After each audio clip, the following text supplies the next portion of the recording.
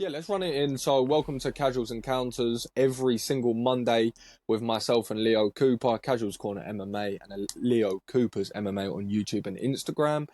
And we were just saying, me and Leo rocked up yesterday to the Indigo O2. It was our first blind date and Leo's first event, amateur event, I believe, ever. And I believe the first ever as well that we went as press and we went together to the Fight Star. So Leo, take me through it from bottom to top. I know it sounds stupid to people that may be listening, but your first amateur MMA event as media, I Yeah, believe, is a massive thing. A it is. massive thing because you see the grassroots in its rawest, most authentic form of the sport. You see the emotion through the roof. You see people getting wheeled out and battered and bruised and limping into the medicals, and the fighters are your friends, and you're up close next to the cage. And take me through it, start to finish. I mean, it was. I felt like a bit of a fish out of water. Do you know what I mean? Because when you're in, you have your space, your realm, like my platform personally, and then you have yours. And going there, it was like, okay, this is real now. And going backstage, and we talk so much about the personal side of the fight game, the things people don't see, and that is so true because we don't see it. And then getting that eye-opening sort of experience was, yeah, it was a good one. For sure. It was strange though, very strange, because you're so used to being a spectator, and then when you're back there, and then you'll just witness everything there. The fights. They're preparing, doing drills on the mats. Hitting pads. It's stuff you see on the screen, but when you're there in person, it's a different experience. I just think as well, we're so blessed where we can be in that position because it allows us to appreciate the sport so much more. And what happens as well when you're genuinely curious about it and students of the game essentially, like we are, which is true, you talk to people whilst you're there. You get to know people. You get to hear their stories and their tales of their times in the octagon.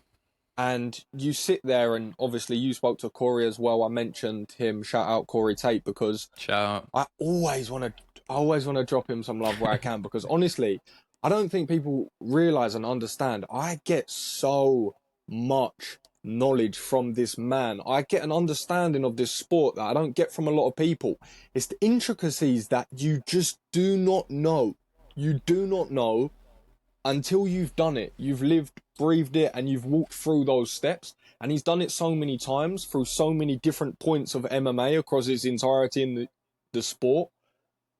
It's fascinating to me, genuinely fascinating. I always tell him because it's so interesting, and I'm sure that even you spending 5-10 minutes with him probably even got one or two things that just gives you a true insight into the fighter, out. a true insight into the fighter, what's going on, what they're feeling, what their thoughts are, and his own perspective as things stand now. So it's super interesting to get that contrast as well. So when you said fish out of water, how do you mean?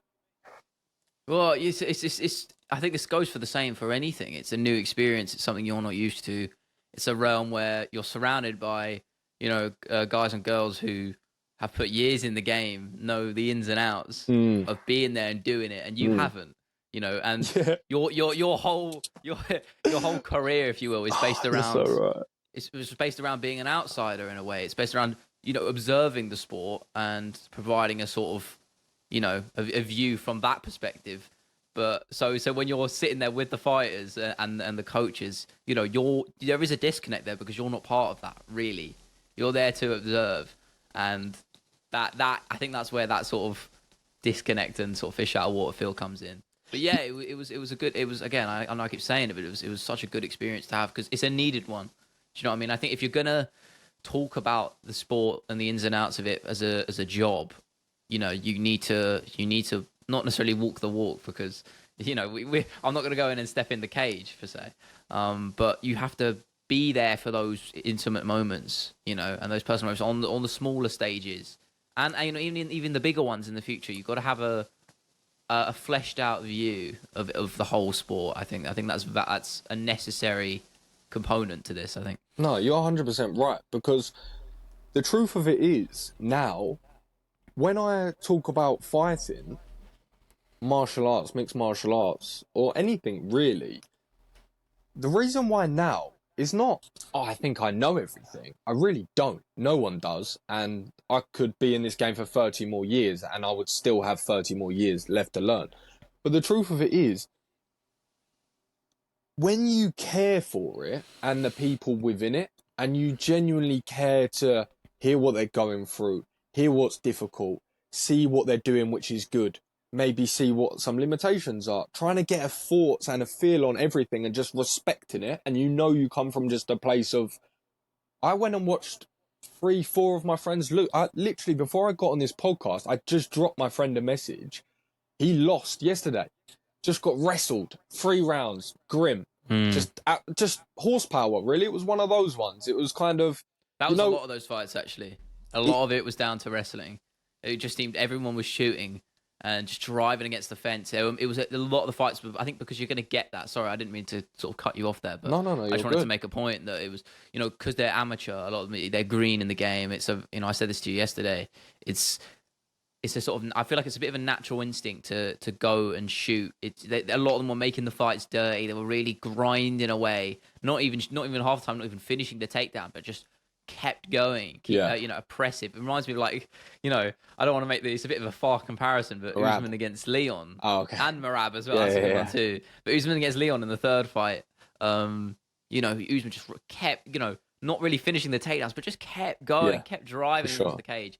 That sort of visual reminded me of a lot of those fights last night. I think as well, with that level, the people defending are going to know the first line of defense and probably the second, which they'll try. And if the person on top is good enough and they've got decent enough grappling, which most do these days offensively, they can usually shut down their defense twice. And then it comes down to just a horsepower battle sometimes. So if you've got the guy that's on top, shut those 2 first and second lines of defense down, and he's just a bit stronger, you usually see those fights play out a little bit like that, just because the guys on bottom don't have the third, don't have the fourth. Maybe it's their first or second fight, and they don't yet even have the conditioning. They probably have the strength in the training room and the conditioning room, but when it's actually in a fight in the third round doing it, shrimping away, feet on hips, sweep, submit, stand up when you're in the third, it's all well and good. And that's another thing, right? Where I'm stood on the cage, I've got the people flying at me, I'm flying backwards because my camera's getting smashed. And it's honestly, there's nothing that makes me think I'm so blessed to be doing what I'm doing than when I'm cage side to any fight. Any fight. I don't mean a certain level. I mean any fight, especially the amateurs, to be perfectly honest. There's something about it that bit more sort of raw. I don't know what it is. Intimate, it's just, no, you're right. There is something about it. It's hard to explain. I don't know what it is. And the truth of it is, I've never really seen that, for me personally, in any sport. I used to play grassroots at every sport to an extent, but I would never care to watch it. I wouldn't go and watch it in my spare time. Yeah. I wouldn't go and take a picture of grassroots football. I don't care. If I was going to document football, it'd try and be a good level. I just don't care for that sort of level. Yeah, but in MMA, there is, just because obviously what's on the line and what's happening and just the balls it takes to go. That's what I was saying about the DM. That's what I was saying to my friend. I just dropped him a message. I said, mate, you won the first battle, and that's walking into a packed out O2 crowd in your boxers, I could not do that, man. Fighting another fella, and you're capturing it all before, and there's nothing but confidence. Like, there is nothing but confidence. And he said to me upstairs, actually, I'll give an interesting little insight, and I'll just okay with him before we put it out. But he was struggling a lot with his rib in this camp, a lot. And he said to me whilst he was warming up, he said, "Will, my ribs popped out." As he's warming up, he said, "Will, my ribs popped out." And I think it was the George St. Pierre corner, or I can't remember. Oh no, it was Ray Longo. I believe it was Ray Longo. I can't remember who it was. It doesn't really matter now. But I was thinking about this earlier. I was thinking, slight tangent here, but I was thinking, when I speak, usually in MMA, when people hear these words, I want people to know that these are not actually really my words. These are just cross-referenced conversations with situations I've seen before. where someone else who's way more credentialed than I ever will be, like a Ray Longo, is in the corner of a championship fight giving advice, and it's just the same situation, and I'm just transferring it over. And that's what I always think about whenever I talk about MMA. I actually have no original thought whatsoever. I'm just a database cross-referencing. All I do is just watch this content, and all I'm doing is just regurgitating it in context. But that's why it's good to get those experiences, like yesterday. For sure. Even if you're not fighting, you're seeing, as I said, you're seeing the personal side of things that most people won't ever. So that in itself is a privilege. Because I messaged my friend as well. I said, you know what my favourite thing in just everything I do, I'm being deadly serious when I say this, is last night when I was on the cage, I had my camera through the cage, and I've just got Brad Pickett in front of me giving corner advice in between rounds. And I'm looking at that and I'm thinking, everything I'm hearing right now is basically being filtered through this process of essentially a lifetime of knowledge, MMA, wisdom, and actual trench work, compounded with all those years, all those fighters, compounded with all the pictures being seen in the octagon. And I was just sort of, it's this weird moment when you just see 40 years and then you hear it and it's just very simple, clear, concise advice. And we've said it before, but it's just crazy. But I will say, when half of the time when you had to go, half the time when I was watching the fights, anytime they had a GBTT guy, half of my time was spent just observing what Brad and Ashley were saying, just watching. It's so interesting because it's not something you don't get the experience of hearing when you're at a UFC event because you're not there. But in these, again, as I said, these intimate moments, being able to just witness that corner and fighter dynamic just right in front of you, it was such a. I was literally paying more attention to that sort of it's so back true. and forth. It's so true. It was really, really, really cool to watch. It's so true. Especially from the masterminds like them two. That's actually such a good experience. That's such a good point you made, and we'll finish on this one. But I'm glad that you brought it up because I actually, again, going back to Corey, what I said earlier, one of the fighters that he was cornering won. Again, I was so intensely listening into the corner because, like you said, you do. And when you're there in real life and you're seeing the back and forth, you start actually realising that MMA, of course, is an individual sport and always will be, but I mean, it's largely a team sport as well. And anyone will tell you that, really, in regards to your coaches and your corners and different things like that, because they can be categorically the complete difference in fights at times. And you see that when you're there, when you hear it. And I spent so much of my time filming it. And when Corey won, I said, well done. Because it was almost him, actually, that made me realise how much of a win goes down to a corner and the coaches. It really does. When I see it, I hear it. Thanks for my coaches. I hear it. But when I see it, I'm there like, right, okay, well done. I go up to the coach straight away. I'm like, that's a great win. And I'm like seriously, intensely meaning that. I'm like, that's a great win for you because they have a massive job in it, whether they like to think it or not about themselves. They do in a lot of sense, and it's cool to see. But yeah, let's get stuck into the fights anyway. Yeah, honestly, I was I'd put a little bet on. That's not like you. Yeah, rare. I mean, it just made me. What spurred it? I don't know. I felt good about my picks, and then that is the worst thing you can ever do. Oh my god! I've been on a losing streak. I've still made net profit from betting every time I bet, but I literally that's like the fourth. That's what every gambler says ever. Yeah, exactly. Yeah. That's like the fourth or fifth time I've lost in a row, and I was like, I'm not doing this anymore. So I've never heard a gambler say, you know what? I'm net negative. No, but I actually am though. Like I used to do really well, and then I'm on a losing streak, so I just. Straight up, I've just uninstalled. I don't bet very often, but it was pissing me off, and it made me realize I enjoy fights less when I do lose. Where did you go? Where did you go with it? So I had two. And Aka says a lot about a person. Yeah, I had two.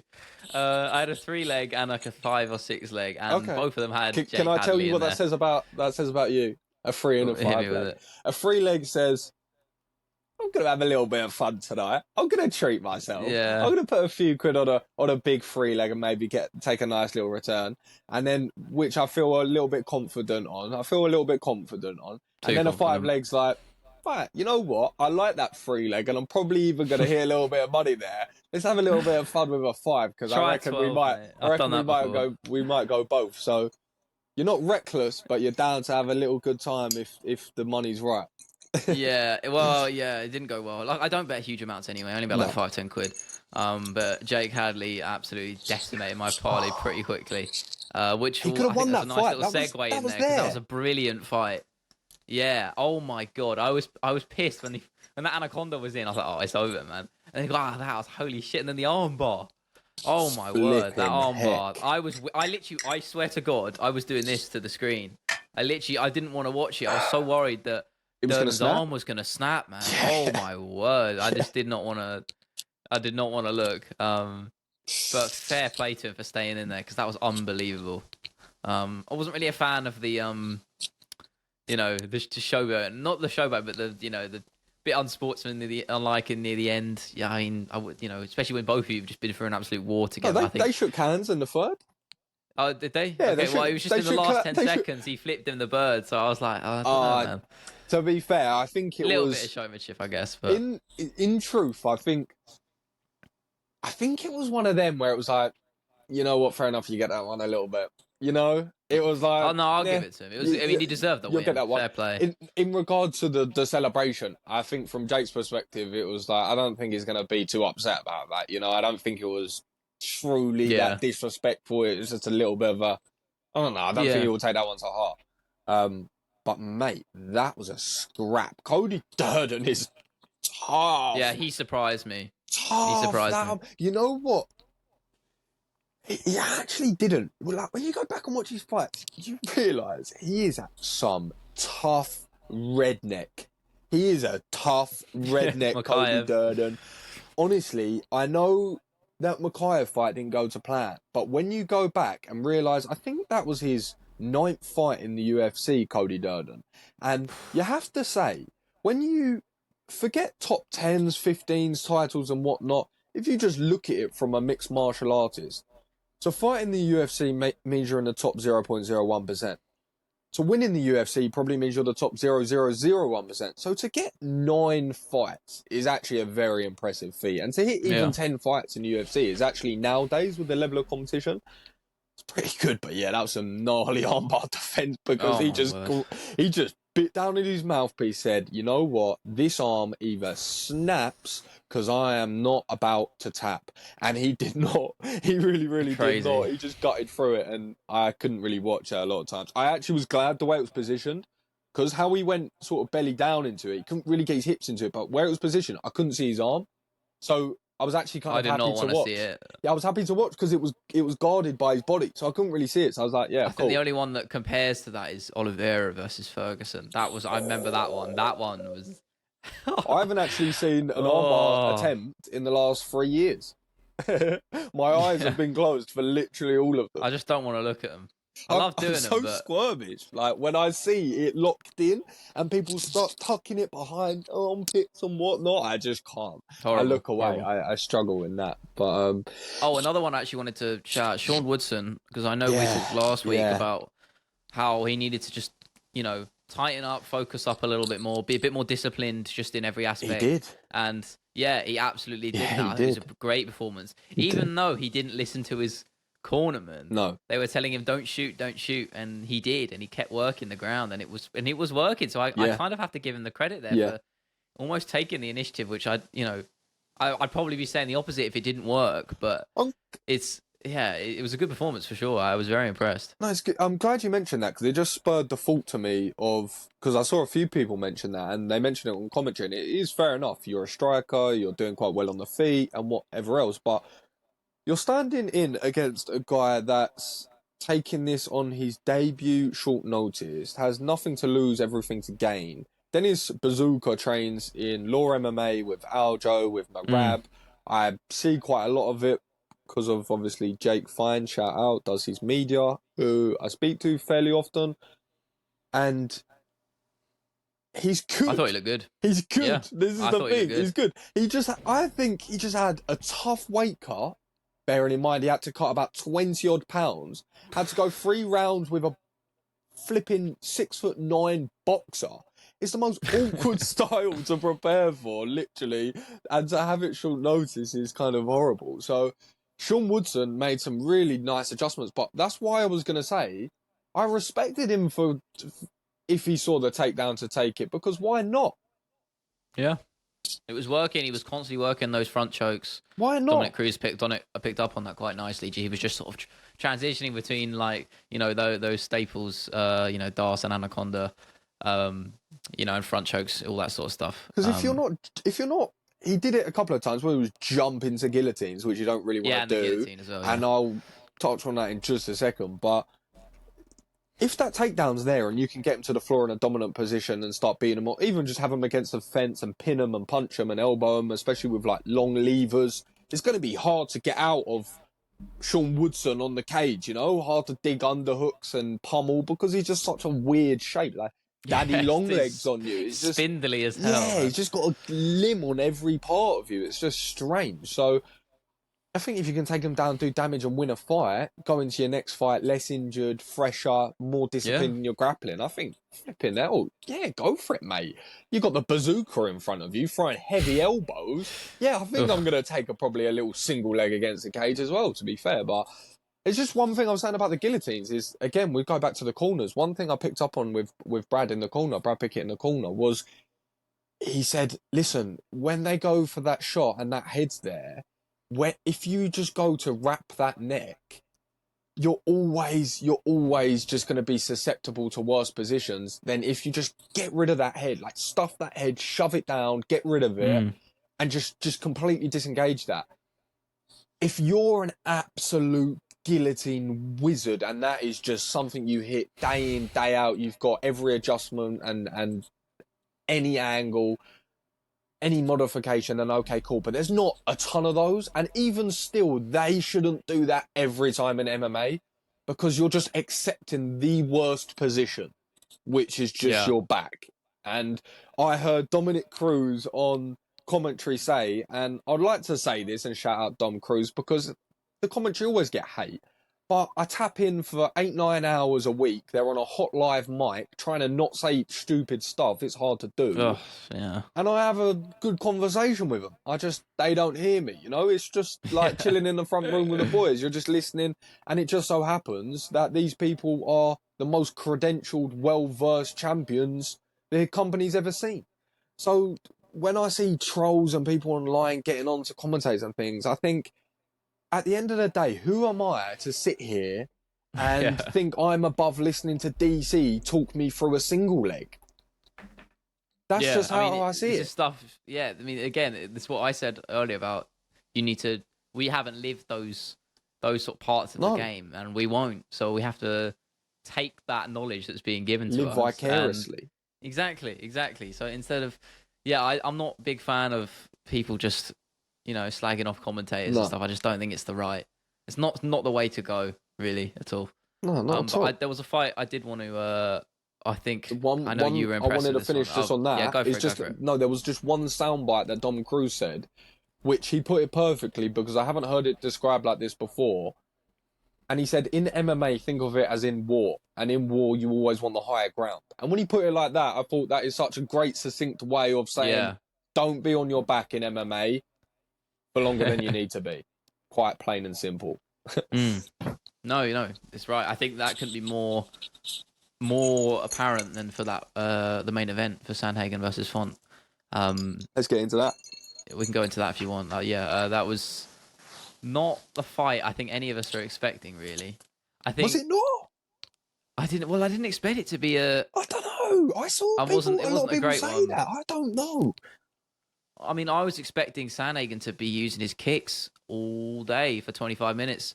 All of that stuff. And I know we talked about him being a little bit more, sticking to the fundamentals a little bit more, using those flashy techniques more sparingly.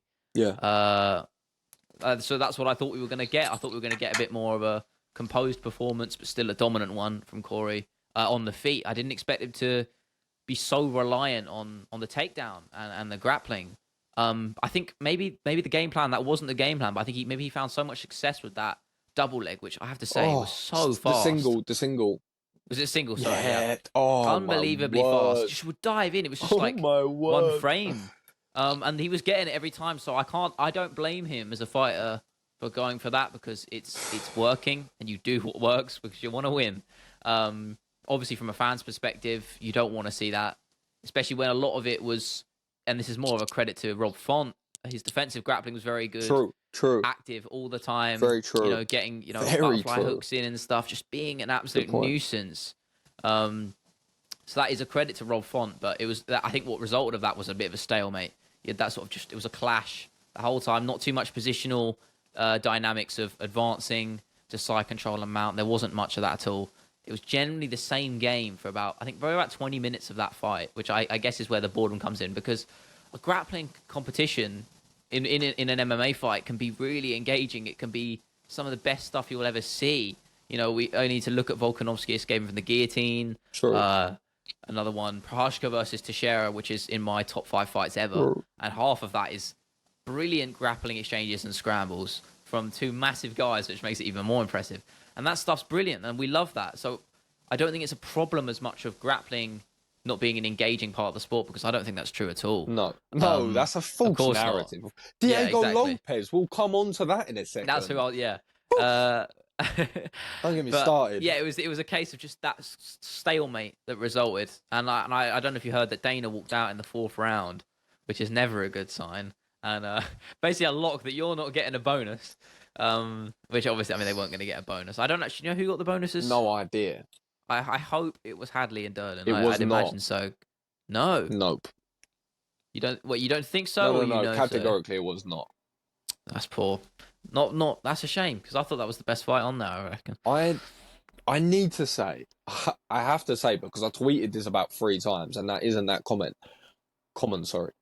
I was so impressed with Corey Sandhagen's single leg offense. It was unbelievable. It was honestly insane. Crazy. Because the thing that Corey Sandhagen does so well is he moves forward, laterally and backwards with a diversity of attacks in both stances, offensively and defensively sound, which is unheard of.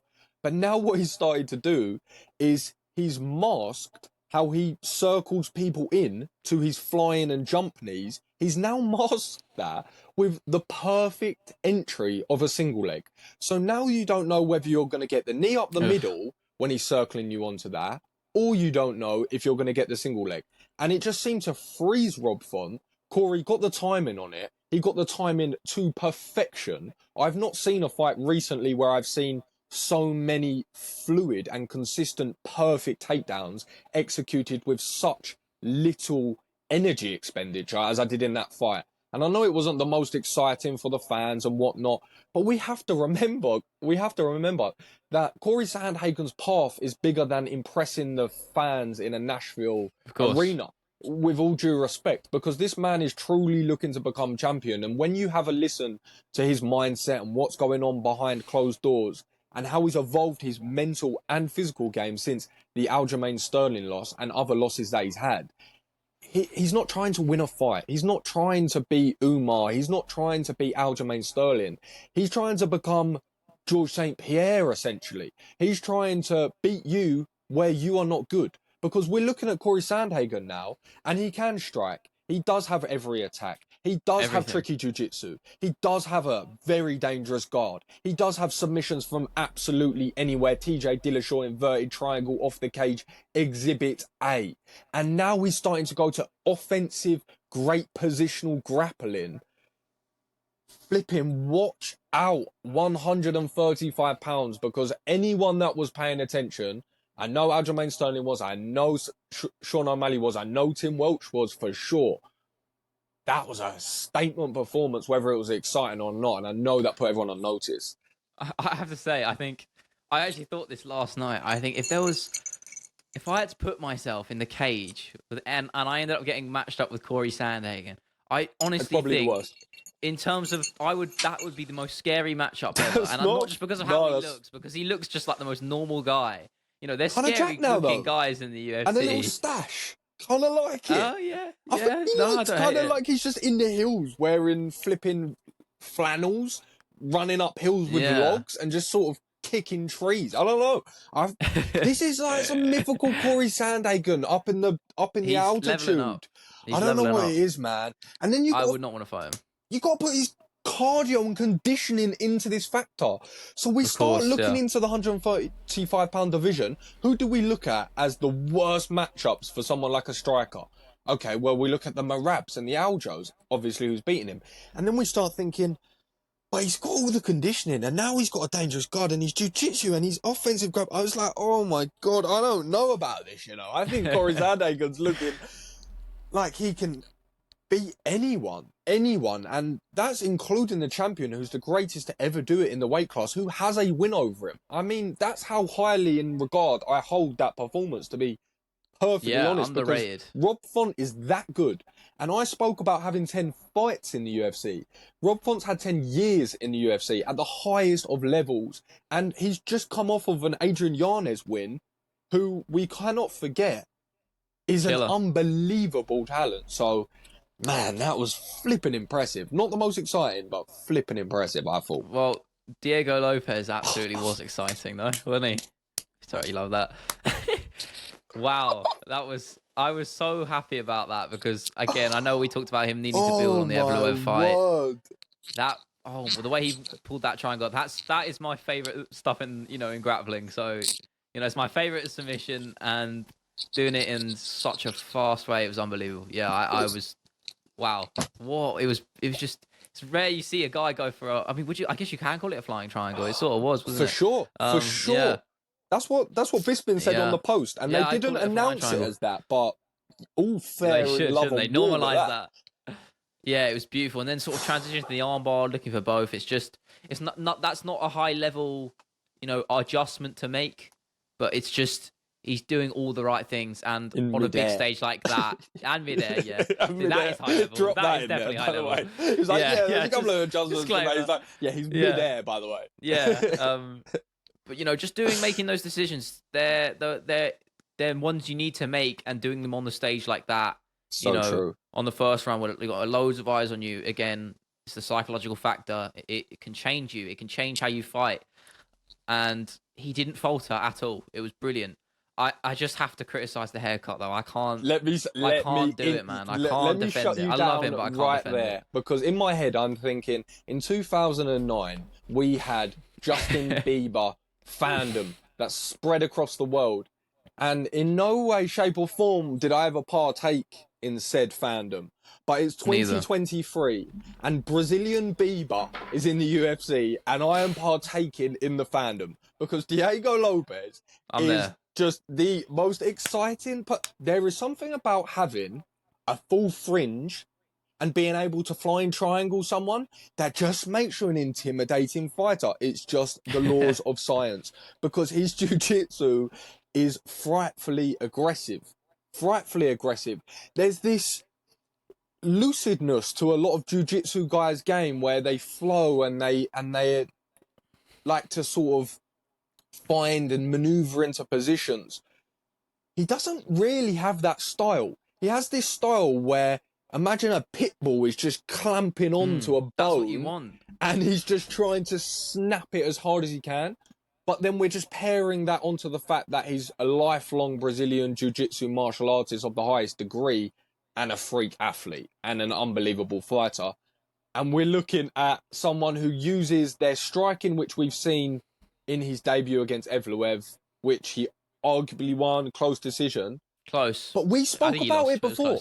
We said, name me a time of recent where someone has taken a short notice fight, had their debut against such a tough and boogeyman in their division, even though I believed he actually is a little bit overrated, different story for different conversation.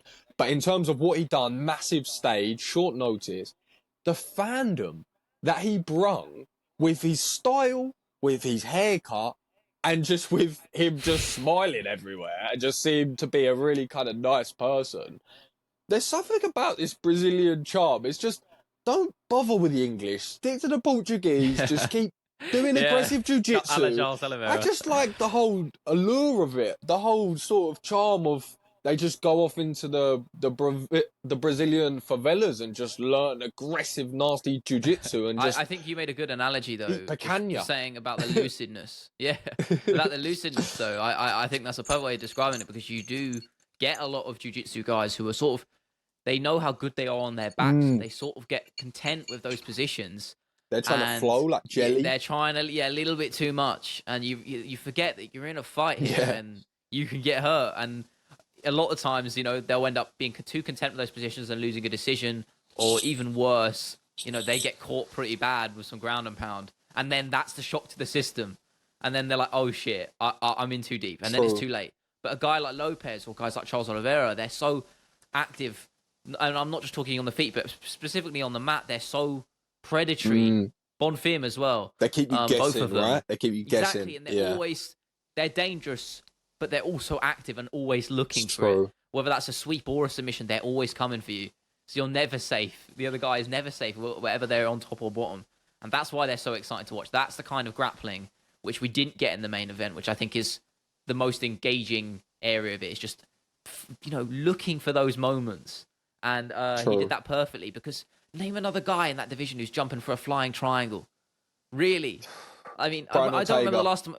Or yeah, you know what? Yeah, fair enough.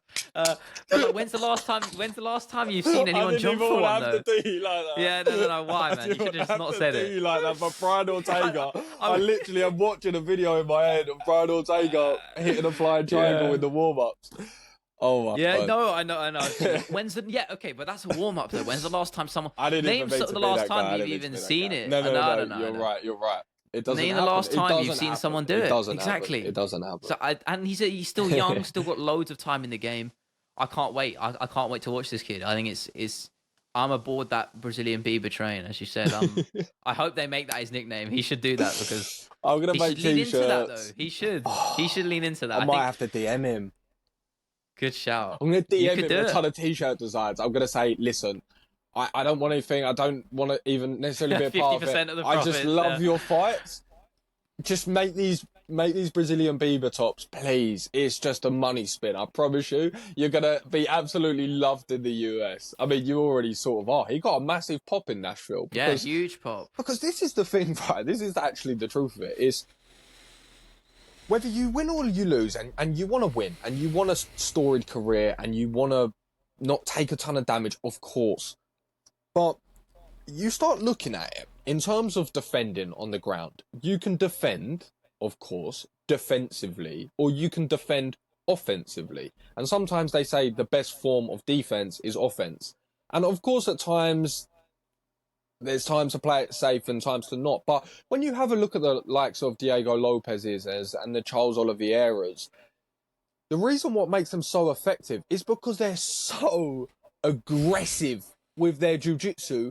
You have to pay attention to it. You have to. Because they can invert, they can take your back, they can go anywhere on the ground. And they're always going to threaten it. So you have to at least give it some respect. And it always creates more openings, more chances to scramble, or less chance of people just wanting to go to the ground with you full stop because they're thinking, oh, this guy's going to go for an inverted triangle and then he's going to roll to a knee bar. And I was like, oh, I just want to punch him in the face. I've seen him take a few shots before, and it just makes it a tricky conundrum. So, but a tricky conundrum is Dustin Jacoby. My word. Wow. My word. It's like hidden power. What's that about? I had 600 XP on Kennedy Nzechukwu, first round TKO, and I said to myself, Will, you're going to be 100% right, or you're going to be 100% wrong. There is no in between with this gamble, and that's why I've never even done this before. I don't know why I've done it. I took all my XP from Verdict and shoved it all on Kennedy because in my heart, I just knew that he was even going to elbow his face off in the first round because he caught Dustin Jacoby just leaving his head on centre line for an uppercut or on the straights, and then he was just going to tee off with elbows and knock him out. Or Dustin Jacoby was just going to absolutely stop him because he's got 11 first-round TKOs or whatever it is. And it was that. I don't understand it. What is flowing through that man's veins? Because it wasn't even like... He didn't even throw everything into that shot. He was going backwards. It was just a sort of... Yeah, he was just going backwards and he just sort of bonked him with Get off. just this straight right, Get yeah. off. And they just Go suddenly away. he's just going down, and you're like, what's going on? Yeah. It was, yeah, I was shocked. I mean, I was he was on my accumulator as my parlay as well, but I was almost glad that it didn't go my way, because then it would have been like, okay, if it was just Jake Hadley that destroyed my bets, I would have been more mad. So I'm kind of glad it all went to shit anyway, because otherwise I would have been more heartbroken. So I have to give Jacoby credit though, because wow, He's it so was good though. perfect shot. Yeah, wow, it was Alex very Pereira, impressive. he's been in there with, don't forget. Yeah, and kickboxing. I was doing research for a potential video, so I did see that. And I know you mentioned it as well. He's And legit. obviously he did lose in terms that. of kickboxing, Legit guy. there's not many better, really, in the UFC. There isn't. I mean, it would probably look quite interesting between the likes of him and Alex and him and Izzy. I don't even know what those fights look like. It's kind of fun. I kind of like the sound of them. Because that's the thing you get with a Dustin Jacoby. He just hits so hard that he's going backwards and he's sort of saying, oh, get off. That straight left hurt. And he's, oh, wow, this 6'6" guy just crumbled on the floor and I'm caving his head in against the canvas. And I've won a fight. What the hell? What's just happened? I want to say something else about the performance, but it was so quick. There was so little to it. There's not much else to say. Pinned. He got like, oof. Yeah, he got caught. I'm in a fight, you know. That's what he said. He said, oh, I got a little wake up. I'm in a fight. And then he said he didn't realise he caught him that clean. But as you'll hear people say, it's always those ones that land the best. It was perfect placement. Yeah. It was right on the button, to be fair. So that was probably a case of placement over power for sure. Because that is true. When you think about it, I'm just thinking it in my head just super simply. But if you have a target and you have just a bullseye there, right? And you've got the dart and you say, right, try and pierce that bullseye as hard as you can with this dart, right? Try and get it through as much as you can. You try and throw it as hard as you can. It's hard to just hit the perfect bit because you tense up. It's probably going to go over. Your mechanics go off. Your whole body is just not as lucid as it needs to be. But if you just go over and press it with all your body weight, you can do a much better job, right? And you start thinking about it in sort of punching mechanics. This is what I actually tweeted yesterday as well. When you're cage side for light heavyweights, 205 pounds, which was the case yesterday, Bertie Oak, shout out, got a good win. He's standing there in the pocket at about 210, 15 pounds. You're seeing these punches connect at amateur. You think, how do these men eat those shots? I know. It's ridiculous, the force that these people are landing with. So you look at the likes of Dustin Jacoby, I just think, wow, just the power. And then that also shouts out to the other fight with Tanner Bosa. That fella had a chin. What the hell? Oh my God, yeah. That's an absolute war. That third round, it was just slugging it out. How did he eat those shots, like, legitimately? Yeah, I don't know. I mean, I guess it's just years in the game, isn't it? I think it's just conditioning, isn't it? And eventually that will go. That chin will probably go. Yeah, you know, I think it just comes through everybody. It comes, I mean, I think being in such a good shape can really prolong that. For sure. Having that chin. You know, look at Max Holloway, because his chin will go. It goes for everybody. It's just how it is. You can't keep taking damage like that for your whole career. And I think it's almost sad that that's the case, because eventually you're going to see someone. We want to see him getting laid out. Yeah. I mean, I'm the more every time Max Holloway fights, you know, I'm a happy man. So I'm a worried man every time he fights. Why? I just know someone's getting hurt. Someone's going to get hurt. Someone else is getting hurt. No, just someone. That's what I was hoping you would go with. No, just someone. Think about it. Yeah. Max is the most significant shots absorbed in the UFC. So statistically, he gives the most hurtings, but takes the most as well. Statistically. He's going to be eating out of a straw at 50, I swear. I'm laughing. I'm making a joke there. I listened to an interview when he was super young, 19. And I say this just because I know I don't mean to be that guy at the party or your fun, but I just can never. When I see people joke about those sort of things and whatnot online, I don't get upset about it or anything like that. I just know that's how people are online. But me personally, I can just never do it, because you go into these gyms and you just look these people in the face that have given their life to their game, and their noses out there and their teeth are grey and their eyes scarred and whatnot, and their speech is slurred, and you think, you see the very real repercussions of this game. And sometimes these are people you wouldn't have seen in the limelight, you wouldn't have seen in the spotlight, you wouldn't have seen in the rings, in the biggest platforms, on the biggest stadiums, but they still gave their health, their life, their longevity, their future life, their retirement, their time with their kids, all of these different things. You start seeing it physically on people and the changes it makes.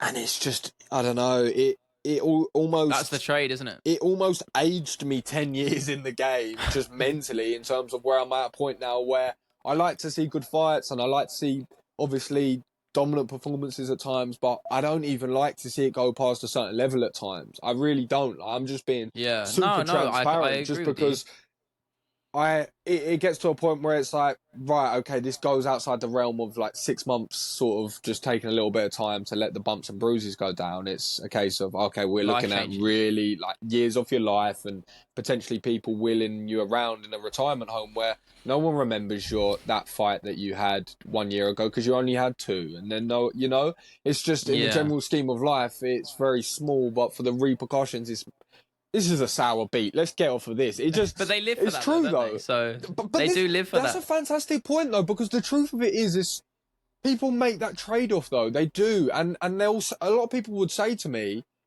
I would rather live my last 10 like that, whilst having the thrill and the excitement and the adrenaline that I get whilst doing this. And I'll say, fair.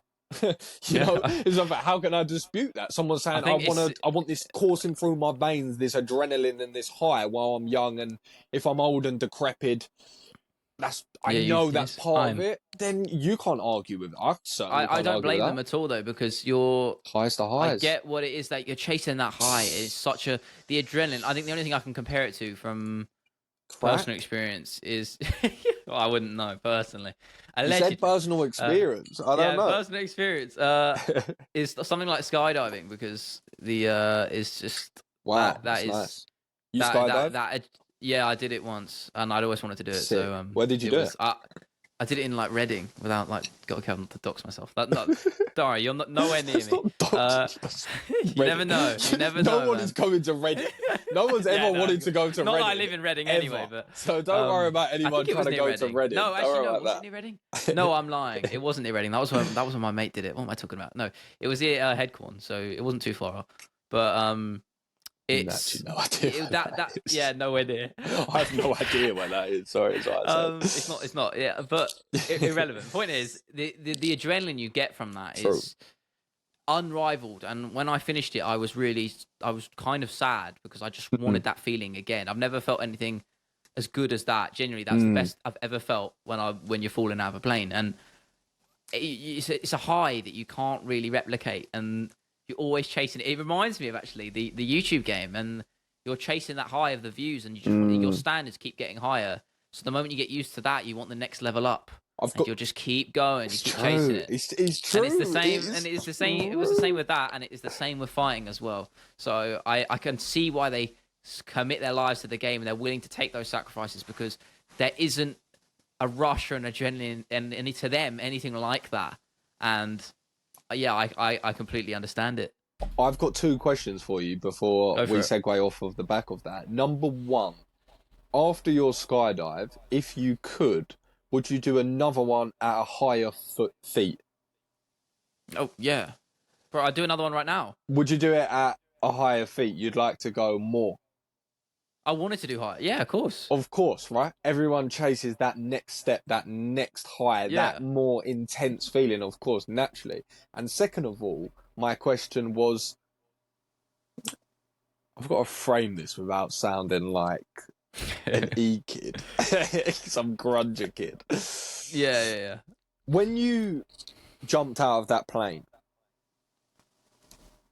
and you're free falling, and there's 0.2 seconds from where they say 2 and you drop, and you're falling out of a plane and you're facing down and you're just weightless, and there's immense, immeasurable fear for maybe 0.2 seconds, maybe it's longer. Then you go into the free fall stage.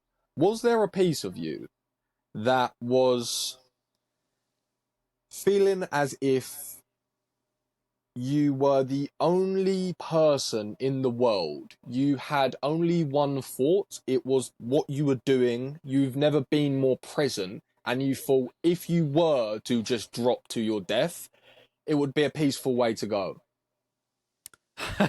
Peaceful's a strong word. I ain't gonna lie. Well, I don't know. That is the best feeling I've ever felt. So I can't, and I'm not exaggerating that. And that might sound ridiculous to people. And I'm sure if an MMA fighter said the same thing, someone would call them crazy. But until you do those things, whatever it is that gives you that feeling, I don't think you can really understand it. And that's, again, it goes back to what we were saying. We haven't been in the fight again, but it really is a special feeling. So in a way, I sort of. You might be right. There's worse ways to go. Maybe you hadn't addressed the fault. But no, I didn't really. It never really crossed my mind that I was going to die or anything. I wasn't scared at all. So that sounds braggy, but it's just I was there to enjoy it, and it was the best. Yeah, it's like no, genuinely, a skydive is a mindset. It's a mindset of how you approach it. And all jokes aside, you can go there and just think, oh, this is terrifying. I'm jumping out of a plane, of course.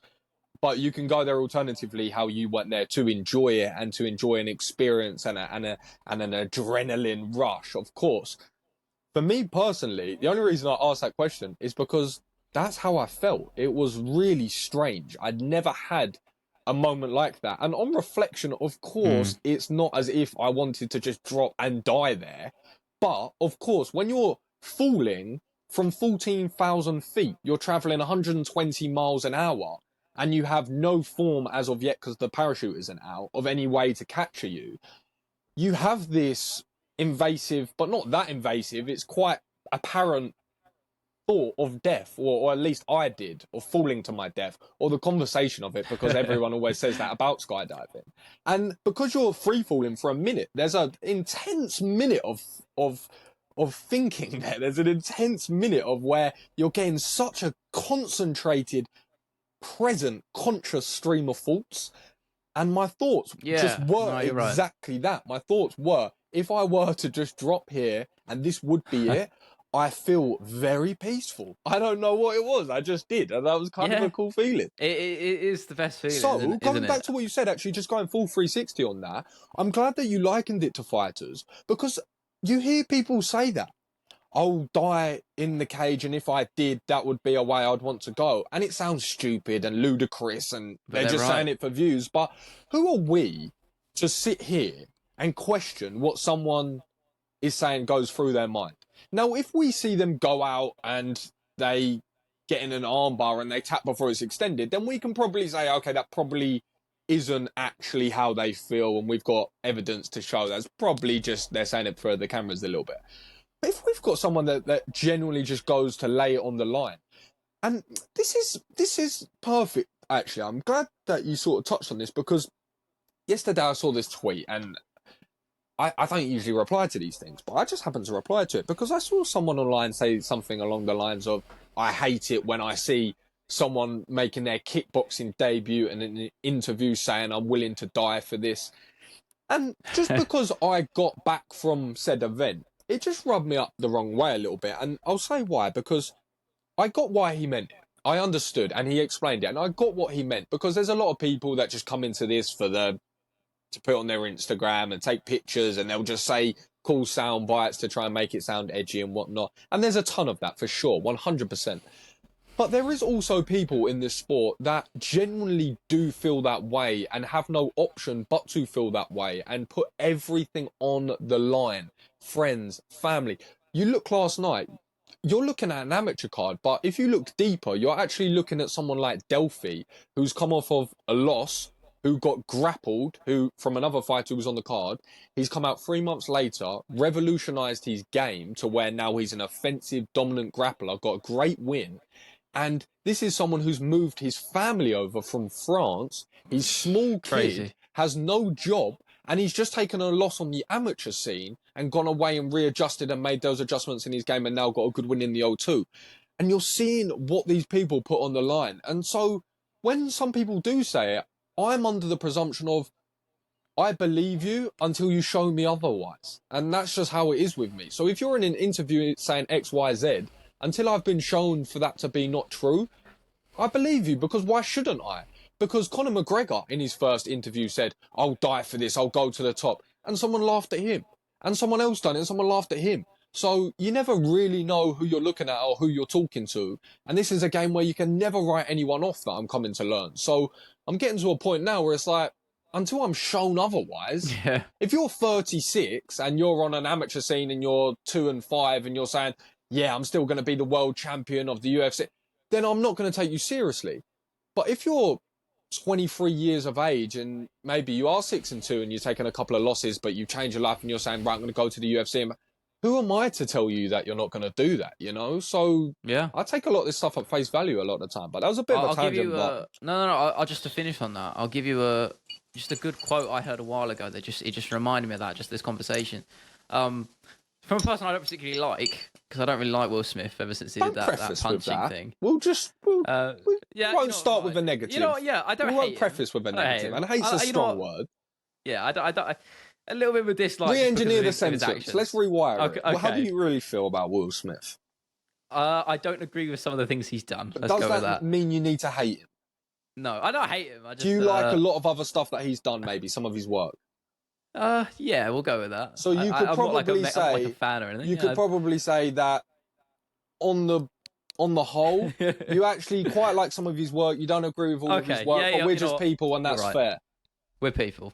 Emotions get the best of us. Is that even if that means punching Chris Rock on That's true, stage? though, right? It's true. But he had a quote that I saw. It was actually when he was talking about when he did skydiving. That voiceover. And he said, he probably heard this before, but he said the best things in life are on the other side of fear. And I love that. I'm not really one for quotes and stuff like that. Really. And there's very few that actually stick with me, but that one really is, because it couldn't be more true in both skydiving, fighting, and just life, I guess, in general. And I don't think there's any excuse for not doing those things in terms of just on a fear factor basis. I think we should all learn to get over those sort of things. You know, I just speaking for me, my nan skydived with me, and she's 80, and if she can do it, then that's mental. There's exactly the G-force on her joints. I'm surprised. I'm being deadly serious. Right. I've felt it. You know, I've got pictures of my mate's face back here. No offense to your nan, but I doubt her skin is once of the elasticity it once was. She looks good for 80. She does. But she does look good for 80. His cheeks were back on the plane, my mate. So I was like, I can't imagine at 80. Flipping hell. Yeah, but I mean, it is true that I'm not just insulting your nan. I don't even mean. I mean it like legitimate concern. No, you're right. You're right. Crazy. Like that's impressive. Like flipping hell. But that's what I mean. If she can do it, then I think anyone can. Just put it on a fear basis, because it's such a and people miss out on so many good things just because they're too scared to do it. And I think fighting is probably the most extreme of those. I think obviously there is more to it than just a fear, but I don't think there's anything more scary than going in a cage with another man or woman and fighting with the intention to hurt. You know, separate from consciousness, exactly. That's a much better way of virality, by the way, because that was an amateur show last night, and their page alone has 10,000 followers. And best believe that head kick is going super viral right now around the MMA community, and so it should. I'm annoyed you missed that. Generally the scariest knockout I've ever seen live. I think it's up there. It's one of the worst I've ever seen. It was absolutely brutal. They were surrounding the other guy. I apologise for not knowing his name, but he was. All I could see was just his legs, and I was just waiting to see movement. And I swear to God, for nearly well over 5 minutes. Not Rick and Morty. It's not when you die. I thought Rick and Morty. That's what happens. That's when your body stiffs up when you die. I thought, not when you go unconscious. Sorry, I didn't. I hope not. No, you might be right though. Maybe it is. It's when it's that thing where you're unconscious and you're you know, like you go like the goats when they're on their back. Yeah. Have you seen the goats when they get scared? Yeah, no, I know what you're talking about. That's not funny. That's not fun to but that is really funny though. When the goats get scared and then they freeze and fall on their back, that is funny. That wasn't funny though. Not unconscious. That KO was not funny because. But this is what I was saying earlier when I was in that Twitter conversation, because I just watched that KO. I'd watched that man gets, and when you're there and you see how long they're down for, and then you see them on oxygen, and they might be throwing up in a bucket in the cage. They're the things that the camera doesn't show. And when you're there and Yeah. you see it and they're getting wheeled out, and then you're in the back and you're seeing them like actually hobbling and like being just dragged through a room, it just Crazy. all becomes a lot more real, and the glitz and the glamour and the cameras come down and everything's just stripped, and you're in the medical room and this guy is just there with his face busted open. He's gonna look different forever. His legs hanging off, and he's fought for free. He's fought for free. And then on Twitter, I'm seeing people say, "Oh, I hate it when amateurs are saying they'll do this to the death." I mean, you sort of have to have that attitude a little bit, because if you don't, you'll get seriously hurt. If you go in there, this is the thought I had. If you go into an amateur MMA fight thinking, "Oh, I'm just gonna have a fight. I'm just gonna go in there and have a fight," you'll get hurt.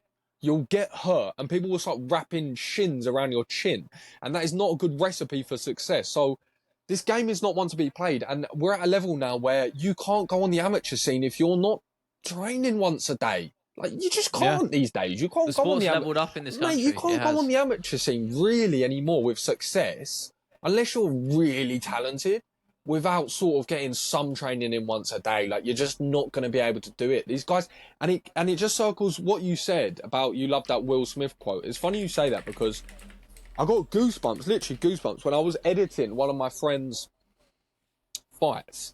And it was when he was getting his hand raised, I clipped it together. And it's not me just trying to drop a project. It was more his work, not mine.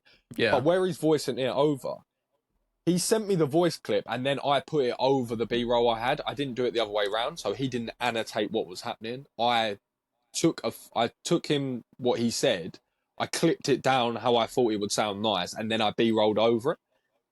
And I put him getting his hand raised, and he was saying something along a similar lines. He was saying that was just the most euphoric feeling, where he was saying earlier in the speech how you have that, of course, that doubt in your shoulder where it's saying, go home, just, this is scary, don't do it, you don't want to do this, why are you doing this, you're going to get hurt, this is intimidating, all these different things.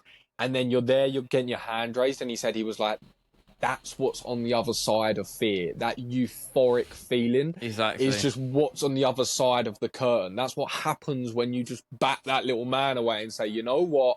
We're not playing those games. I'm putting myself in the fire. And you start realizing when you put yourself in more risk within that sort of sense, there's more reward. I mean, that's quite a cliche saying, but when you really think about it, the highs are so much higher when the risks are so much higher. And we saw a lot of losses. You get what you give. Yeah, you get what you give. And we saw a lot of losses last night. And I said to my friend, I was like, it's the worst part of the sport, but it's the best part of the sport, because it makes the highs so much higher, that it makes the lows so much lower. It's always the underdog story that everyone loves the most. And it's just why we love MMA. But let's sort of wrap it up with those, in terms of that card, with the last fun ones off of it. What jumped out the page? Oh, the rest of the of yesterday. Okay. Any exciting ones that just jumped out? I'll brush through one. Yeah, I mean, the only other one that I really was reminded of was, Kyla Phillips was great, but I was going to touch on Tatiana Suarez. She did exactly what I expected her to do. Very impressive. I'm there was question marks on, the different level, whether she could, after coming back, whether she could really step up to the higher level against someone like Andrade, and she did, absolutely. I think it was a brilliant performance, composed, even looked good on the feet as well. Very excited to see where she goes. I think a title shot, because I think we're at the stage with the women's game when we're not, and that's not a fault on them, but because it's newer, we're not at the stage where the depth is there as much as the men's divisions, and that will come with time as more women enter the sport and they develop and they train, and they join the UFC, and they soon will have a stacked roster of divisions. But I don't think we're there yet, and I think that's the position we're in, where someone like Suarez, she already has a bit of name value to her, and 1 or 2 wins after being out of the game for so long, I think she's already in the title conversation. And she deserves to be. True. I think she does. Definitely. Yeah. You beat Andrade like that, you're there. Yeah. You're there. No discussions. And I think on the feet against Zhang, we'll see what happens with that fight against Lemos, but I'm going to assume Zhang's going to win that fight, because that's just what speaks to me. But I think Zhang could cause her a lot of trouble on the feet. But again, I mean, it's a classic striker versus grappler matchup, really. Zhang has good grappling.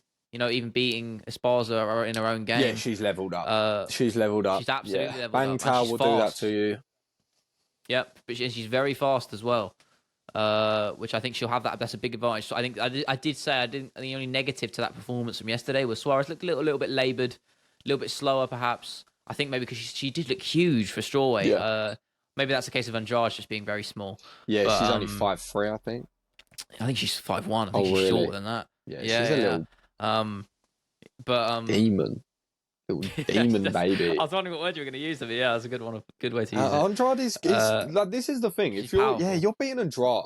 If you're outstriking Jessica Andrade and then you're taking her down with very, very weak chances of getting a takedown on those 2 attempts, that was some seriously impressive wrestling, because the shots were not the cleanest. I mean, they were not clean whatsoever. She wasn't in on, quite honestly, anything. And she almost got sort of an ankle pick and just sort of clamped onto an ankle.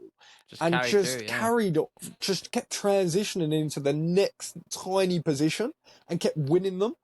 And got 2 takedowns off the back of it. And it was seriously impressive. That wrestling was high level, because they were the smallest glimpses of takedowns. She wasn't in on absolutely anything, and she took it into her domain. And she outstruck her, which I really liked. And I really do like the southpaw aggressive kicker. I like the Luke Rock holds. I liked when we saw Benoit Saint Denis put that into his game against Bonfim. I like when I saw that with Tatiana Suarez, because if you're facing a striker like Jessica Andrade that wants to throw big, powerful shots and hooks, if you can beat up the forearms and just chew up the body, it's just going to be a win-win for you. And you can't really punch someone when they're throwing high kicks. You've got to sort of respect and defend an aggressive head kick. So it's almost a really good way to be defensive as well against these aggressive girls. And then you've got her wrestling to add on to that. She's a really big problem, to be perfectly honest, for anyone, really. I agree. I mean, it's plain to see, isn't it, really? I don't think there's very few, if any, that match up with her in that division on the mat. I think she's strong, she's a scary fight for anyone there. I think Zhang's going to have a work cut out for her. But I think if she can keep it on the feet, I think Zhang can definitely take that. But obviously, we'll come to that fight. Yeah, she's crisp. We'll come to that fight when it happens, because to me, I don't see a universe where that doesn't. So interesting. I think I'm sure we'll get to that in the future. What did you think of Nate Paul and Jake Diaz? Nate Paul. Did you say Nate Paul there? Or am I crazy? Nate Paul and Jake Diaz. Nate Paul and Jake Diaz. Let's roll with it. Kind of sounds too correct. I don't like how that sounds too correct. I mean, I was always. Tell me you didn't love it, Jake Paul was going to and win. I'll call you a liar. I loved it. I can't lie. I loved it. I hated that I loved it, but I did love it. And that was obviously 99% because of Nate. Because don't play this game. You know it was more than it's that. True, though. You know Jake Paul, he brought a lot to the table. He brought a lot to the table. I didn't say he didn't not look with good. the boxing. I just mean in terms of the show and the entertainment and what he tried to make. Well, he's going to bring that. You got to give him more than the 1%. Come on. On the promotion side of things, you're being harsh. I mean, come on. I mean, purely on the fight front, though. On the fight, on the actual fight front, I think Nate really made that fight what it was. I think in terms of entertainment value. I don't think it is. Conditioning to go 10 rounds in your 7th professional fight at that level against someone that's that tough with that many cameras, to have the conditioning, and then for the fact that he's just eating these shots, going down, coming back up, just chatting absolute smack, throwing up like 209 signs, walking away, slapping you in the face. This is a lot of mental and physical energy exertion. And to be able to stay dialed in, pump the jab up, change the levels, change the pacing, hit little check left hook pivots, hit his strikes moving backwards, land uppercuts, show a diversity to his boxing. I was super impressed with Jake Paul. His footwork, his ability to punch moving laterally and going backwards has improved. His jab has much improved. He's not just throwing big overhand rights. He's setting up his shots. He's not telegraphing anything.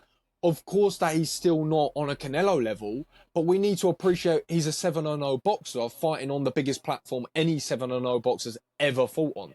And he isn't a boxer inherently.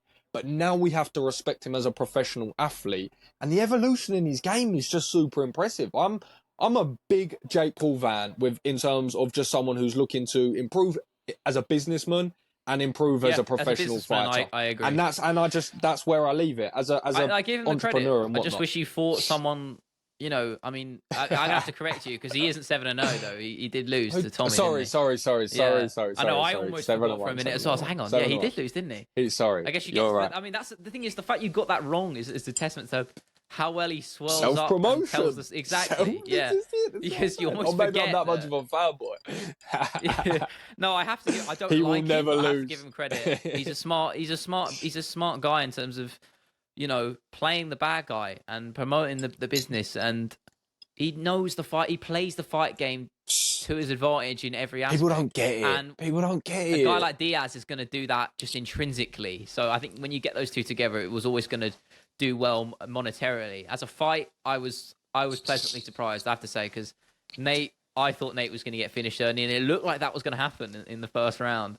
He got caught with a few shots. I was like, oh, really? This is happening right now. But he just... Oh, my word. I thought it was over. I thought, this is horrible. I don't want this any longer. But then every time, I think, Diaz is going to get caught. It's like, no, just kept going, chatting, you know, talking trash. I just kept coming forward. It was sloppy, but it was almost kind of beautiful. Yeah, it was. Mate. I really loved the style of it. Just sort of slapping in, just no regard for anything Jake was throwing. And even when he got knocked down, that credit to Jake, a beautiful shot to the temple. It was. He got up and he gave him the credit. It was like, fair play, good shot. And then suddenly he's still taking those steps forward. I was like, this guy's nutty. So I have to give him the credit. It was a good fight. Watching Nate Diaz box Jake Paul was like going to McDonald's at 3 a.m. after a big night out. You don't really want to do it. Nuggets, it's kind of horrible. It's a bit sloppy. It's greasy. It's all over the place, but it's beautiful. You love every second of it. And you wake up with remorse that you had to watch it as well. You think, oh, I agree. It was tough, wasn't it? It weren't easy. It weren't easy to watch it as a Nate Diaz fan. Certainly not. But it sort of ticked every box, really, didn't it? Because he got clipped, he got hurt, he weathered the storm, he had his moments, he chucked up some signs, he got him in a guillotine. I mean...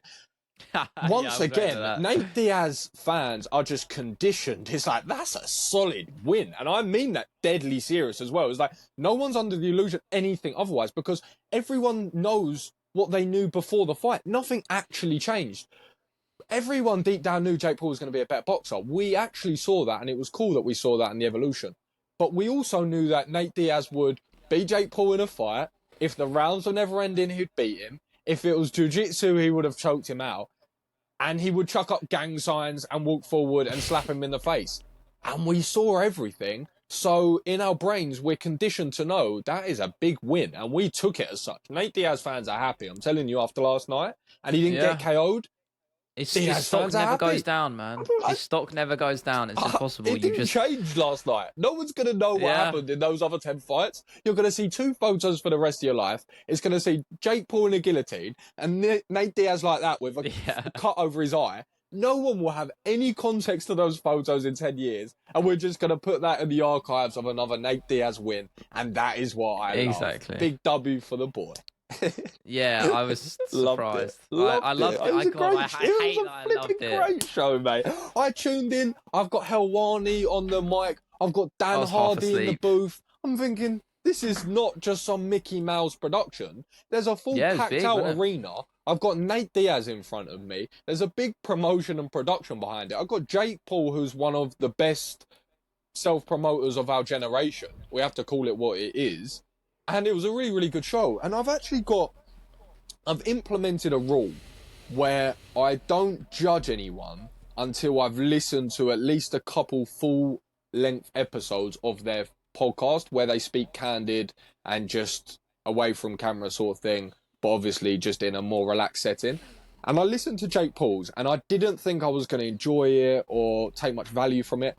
But he sat down with a couple of his friends, and I thought it was going to be super juvenile and a little bit immature, which is what his content usually is, intentionally so.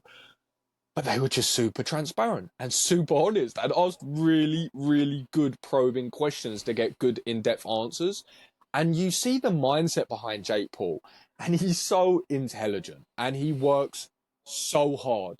And people don't realize how much work it requires to be that level of fame and also do what he's doing in regards to you business can't deny that. and professional athlete. It's just, this is obviously sounds stupid. Of course it does. I know it does. And I know why it will do to people.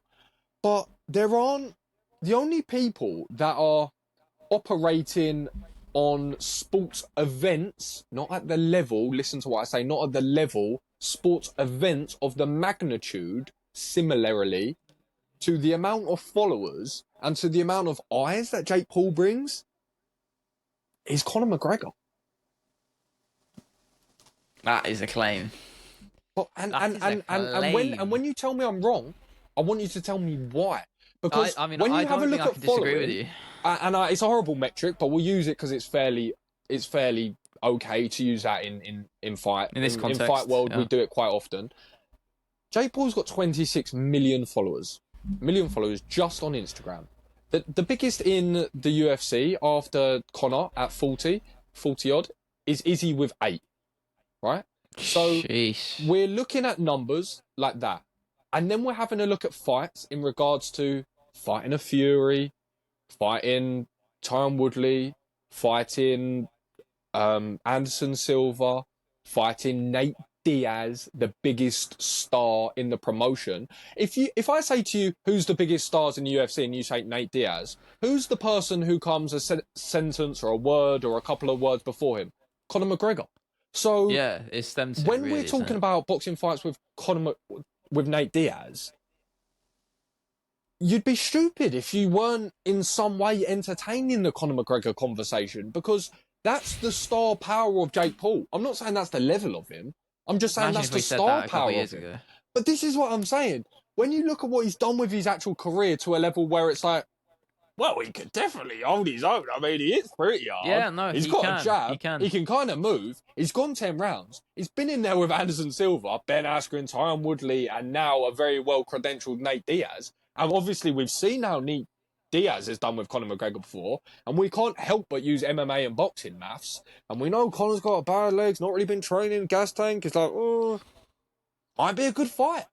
You know, like it might be. We're looking at it. I agree. I think it is. I'm sitting there last night. And I can't disagree with you. I can't. I'm sitting there thinking, people are just going to laugh at me online, but I'm going to clip it up and I'm going to make it anyway because I'm so confident in saying I would get excited for, and I would be excited to watch a Nate Diaz and Jake Paul MMA fight, but I'd also be very excited to watch a Conor McGregor and Jake Paul boxing fight. Could you imagine? I think maybe in a way. No, I'm not. I can't tell you you're wrong. But I think in a way. I want to be told I'm crazy because I'm just sitting there and I'm thinking it makes a bit too much sense at the moment. You're not. And this is what Jake Paul's looking done. at the wider perspective of it, though, I do think it kind of. You know, I know people will say it does good for the boxing in terms of eyes to it. In terms of what Conor McGregor's brand potentially. No, I don't mean for McGregor specifically. I mean the sport in general. I just think it's really. I don't like. I think it speaks volumes to where. No, but I think it speaks volumes to the fact that boxing has to rely on, you know, the unorthodox route, the anomalies, that's better than misfits. If we want to go to the promotions, yeah, but the fact it has to rely on that means we're so far away from what boxing should and used to be in terms of popularity and prestige. I think back to the we weren't alive back then, obviously, but think back to the 80s. That is like no, and the 70s. You can't prime. Do that. That's like the golden era of boxing, isn't it? That though. You can though, because boxing was arguably the best it's ever been. 100% over those 20 years. And I don't know enough about it to even start a debate or a conversation. Yeah, I don't know enough, but even I know that. The only thing I would say though is you look back then, people have a TV which maybe has 4 channels, right? Which maybe has the boxing on. It's a massive sport. Everyone watches it. It's huge. It's the biggest sport in America. All these different things, of course. there's so much division of attention and channels and mediums now that naturally that's going to divert anyway, not just to MMA, but just across all sports. And so you're naturally going to drag more people away. And then, of course, you start layering into the fact there's streaming and there's people watching other sports and other things that naturally is just going to get filtered down a little bit. It's going to get diluted. Of course it is, to any level. But what I would say is if I were to flip that, right, we take Bud Crawford and Errol Spence, which in purest terms is top 5 biggest fights that have ever happened, maybe, in terms of skill for skill. From a purist perspective, that's what I was hearing people say. So we take that fight. So it underperformed in terms of how many pay-per-view buys. I think it was around 700,000. Yeah. But if we look at that, that's still a Charles Oliveira pay-per-view. So if we just flip that conversation and say, well, boxing is still doing those Oliveira pay-per-view numbers. But that's once in a blue moon, though. But it's not that once in a blue moon, because then in October, which is in a couple of months, we're going to be having Joshua's, and we're going to have Tyson Fury and Ngannou who's going to do that. But that's Ngannou. Again, that still goes back to my point, doesn't it? That's relying on the anomalies, the shock factor. But if they're entertaining, why are we caring? I know. I'm not. It doesn't mean I'm not going to watch it, because I'd be lying if I say I wasn't. It's just the purist in you. It's just it wants to crawl out. That speaks volumes to where MMA's going and where boxing's going, and they're just boxing isn't what it used to be. And I don't want to sound like one of those old people like, I miss the old days. It's not like that. It's it's just a perspective. I think it's a valid point to have. I don't think boxing's at the point. It's never going to reach that point in terms of popularity again on a fundamental basis in the same way that MMA is. MMA is just popular intrinsically. Even if you take out of the even if you take out the showmanship and the mic stuff, the intrinsic appeal of watching MMA just as a sport inside in the cage door shots is exhilarating, and I don't feel like you get that with boxing anymore. So I think that's part of the reason why MMA is so successful compared to boxing in the modern era. To be fair, nowadays, I did used to feel very strongly and passionately about that. But what I do say now is I started realising how little I am tapped into the scene. And if I were to be more tapped in, not to the extent of an Eddie Hearn, but when I listen to Eddie Hearn talk about boxing, I realise boxing isn't dead. Boxing isn't dead. It's not dead. I just don't know boxing in terms of knowing the different good fights that are happening and whatnot, because there has actually been a lot of, if you're a boxing purist, it's like if you were an MMA fan, you was like, nah, there's not that many good fights recently, is there? And you'd be like, what are you talking about? There's da-da-da-da-da. But if you're a casual, you'd be like, but Conor McGregor ain't fought in 3 years. You know? And we sort of forget that sometimes because we're so tapped into MMA that we're like, oh, they're making no good fights. And then I hear people tapped into boxing, like an Eddie Hearn. I know he's an extreme example, but he's a fantastic example. And I hear the passion and hear the great matchups that are happening. And it gets me super pumped for the fights. And then I start realising there's actually a lot of good fights to make. And the one thing that I just want to preface that with is the reason I rebuttal that a little bit is because what you say about it dying, I don't think it's dying, I think it's changing. Or I don't think it's dwindling, I think it's changing. And the reason I say that is because I've seen it happen firsthand and very personally with cricket, right? Because test match cricket, for a period of time in England, died. It just died in regards to bars and feel and warmth around. It just died, completely died, right? But what happened is they started integrating a lot more short form. So they brought in 100. So now the game isn't 5 days long, it's a couple of hours long, and it's got crazy catches, people smacking it far in a big production, and they just changed it a little bit, and it took a whole different audience of people in.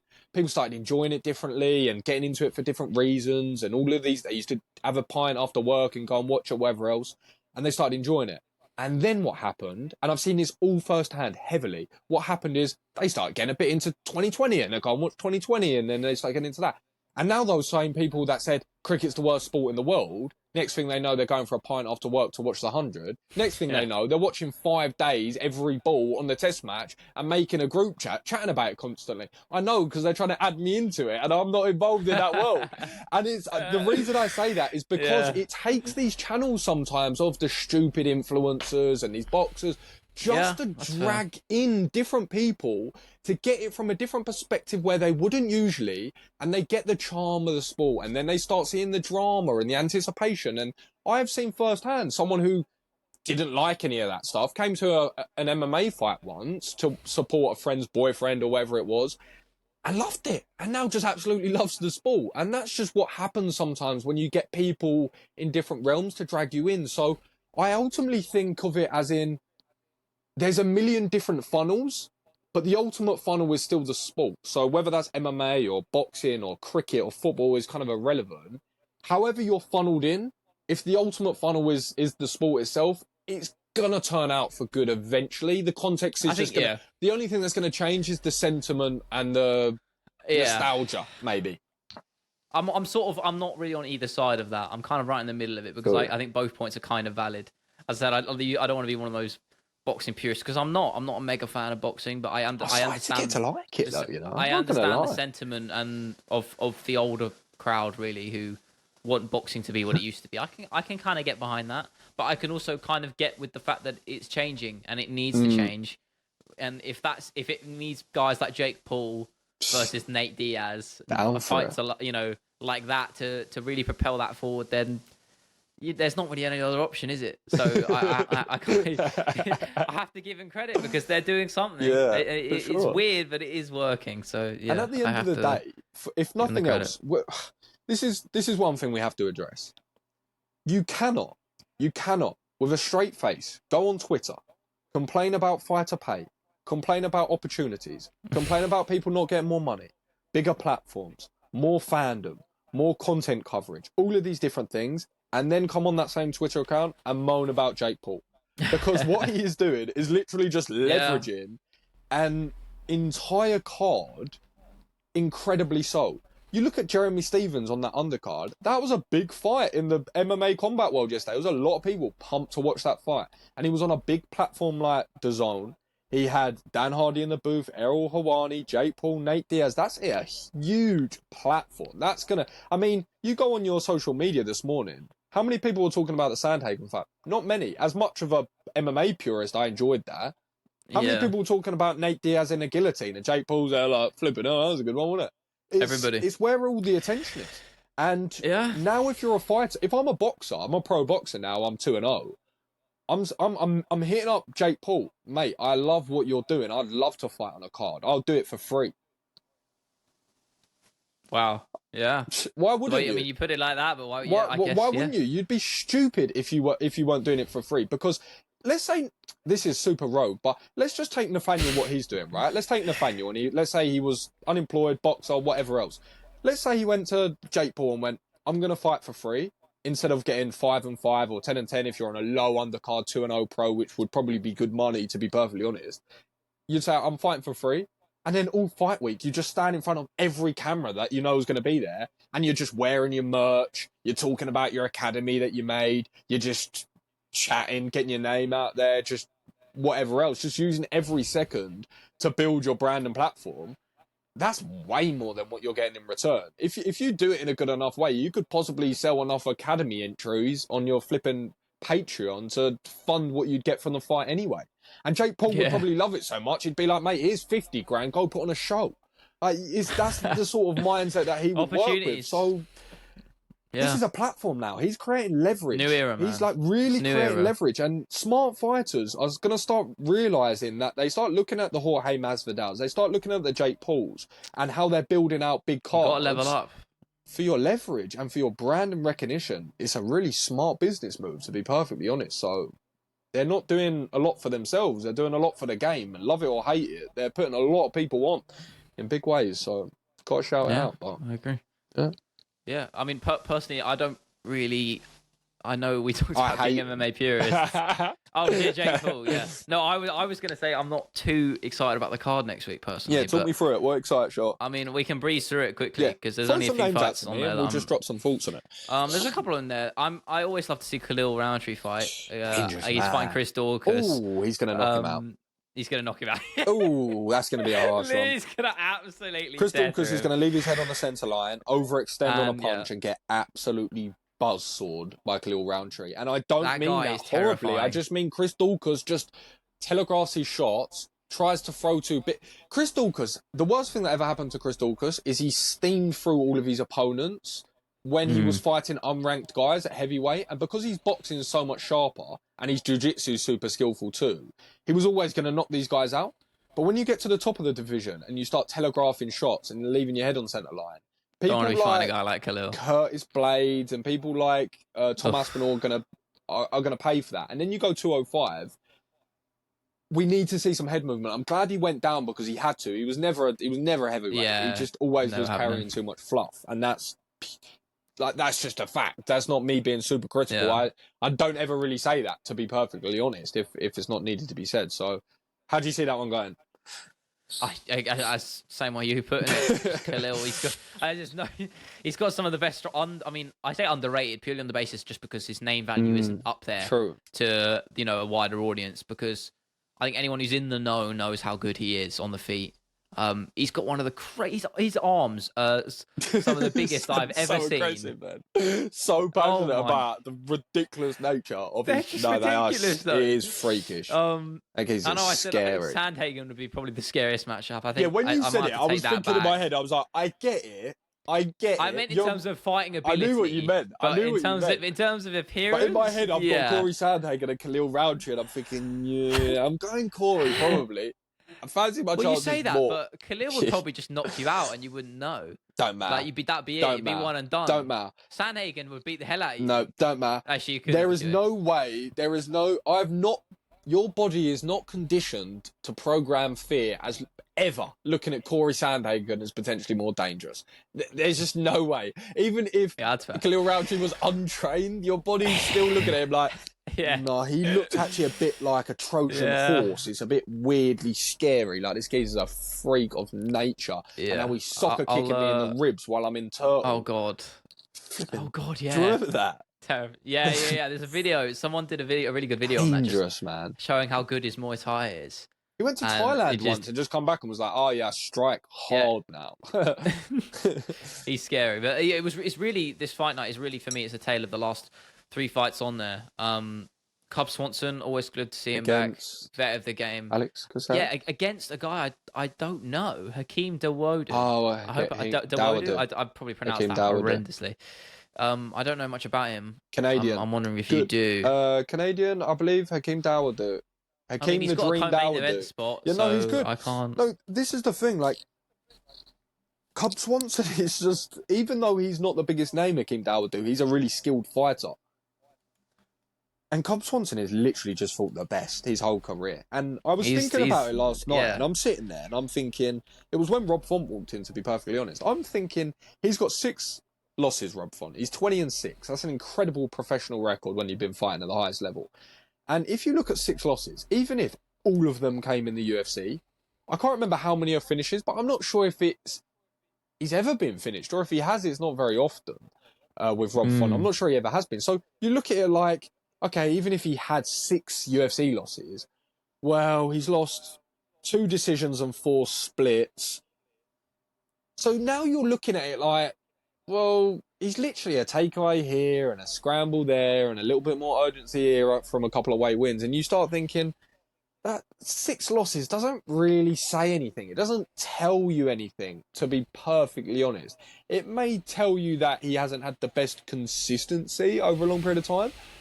But 6 losses, when you look at losses now in MMA, like you look at Cub Swanson, when you're fighting the guys that are the best in the very world, it's just, and you're losing from like, sometimes you're losing just from one slight error, which is the case. It's like, that happens, that happens. Yeah, he's good. I mean, his resume speaks for itself, doesn't it? It's freakish. I mean, I know how much we talk about how much age can catch up to you, so obviously that's always going to be a factor. Not Cub. Yeah, but it's Cub Swanson. I can't really pick a winner there because I'm gonna go for Dawodu, or however you pronounce it. Dawodu, just purely because he's the younger guy, fresher. That just tends to be the cycle of the game. So I'm gonna pick the younger dude. It's the stats don't lie. So I'll pick Dawodu there in that one. Who's the other 2? Not sure how though. Say again. The other 2 you mentioned. Oh well, the other one, the last fight, obviously the main event is underrated scrap, actually. Luque versus RDA. I think that has potential to be an absolute 5-round banger, because those 2 guys have good chins on them. I love that fight. It's a classic. That's just a classic fight night main event, isn't it? That's It's a just like you got those fantastic sort of fight night main event, to be perfectly honest. latter stage top 15 Yeah. guys circling the area, lots of experience, but they're just there, and they have a good chance to put on an absolute war. And they're both great on the feet. It's just it's it's a Brazilian banger. It is. It just It's is. a Brazilian It's a great. fever, mate. It's a Brazilian Yeah. fever. Yes. It's a great fight. I don't know who to pick a winner. I probably say Luke. I've always felt Luke has been a bit. I don't want to disrespect is harsh, but I think underappreciated is probably the way of putting it. That's fair. Luke's definitely, yeah, that's Yeah, definitely Luke fair. He's been really one or two ways away underappreciated. from a belt many Yeah, times. and I remember when he fought Wonder Boy, and that was a bit of a setback for him. But then I do remember that fight vividly. But he's always in those fights, always within a chance. He's beaten guys like Bilal as well. I know he lost to him in the rematch, but people forget that I'm pretty sure he's the last guy to hand Bilal a loss. Maybe I'm wrong there, No, but it you're was right. quite a You're while right. ago. It was he's very very dangerous, and so is RDA, and RDA is he fought, was his last fight against Fiziev, Yes. and he only got finished right near the end of that fight, which is credit to him because we know how good That was Fiziev is. crazy, that fight. Yeah, wild fight. So I can really only hope for a great scrap where they both come out all right. I'm gonna go with Luque though. I think I can see maybe a late finish akin to the Fiziev fight, maybe around 4 or 5. TKO, maybe even a submission as well, because Luque's got some good grappling. True. But Darces, nice Darces. yeah. But it could be a finish. But I think I'm probably gonna go for a decision. I think they're so closely matched up. I could just see it going to the final bell. If not that, then a late Luque finish. But I'm more aligned to a decision, I think. Yeah, I think you hit the nail on the head. When you look at this fight, this is just the epitome of what you want a fight night main event to be. And you look at the last 2 weeks, Corey Sandhagen versus Umar Nurmagomedov, Rob Font, of course, stepped in. Then you have a look at this matchup with Vicente Luque and Rafael dos Anjos. And you start thinking, these are fantastic matchups to have headlining each Saturday. These are really, actually high-level, exciting fights. And when I have a look at this fight, it's such an interesting one because they're sort of mirror images a little bit of each other in regards to they fought absolutely everyone. They've got great wins over high-level guides. They can both strike very well. Luque probably has the power advantage there, but they're both very good on the feet. They're both very good on the ground. They're both very well rounded. It's a really, really fun matchup. I think it's going to come down to small differences in this fight. And I think the small difference is going to be how Vicente Luque has leveled up his striking in regards to his footwork.